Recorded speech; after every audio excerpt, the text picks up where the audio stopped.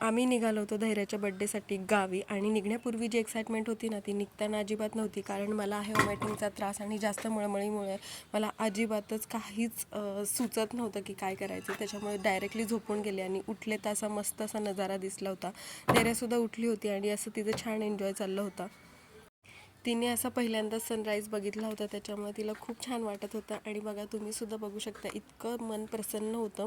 आणि गावाकडची हीच खासियत आहे, इथं इतकी शुद्ध हवा आणि निसर्ग बघायला मिळतो ना, जे की कुठंच मिळत नाही.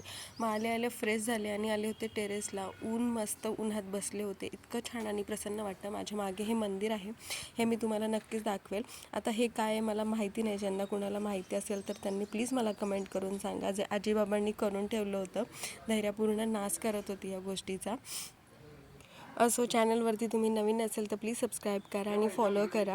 हे कुठल्या गावात आले हे जर तुम्ही इथलेच असेल तर नक्की मला कमेंट करून सांगा. धैर्यसुद्धा मस्त असा उन्हाचा आस्वाद घेत होती, छान असं ऊन एन्जॉय करत होती. चला भेटूया नेक्स्ट व्लॉगमध्ये. तोपर्यंत stay tune and bye bye.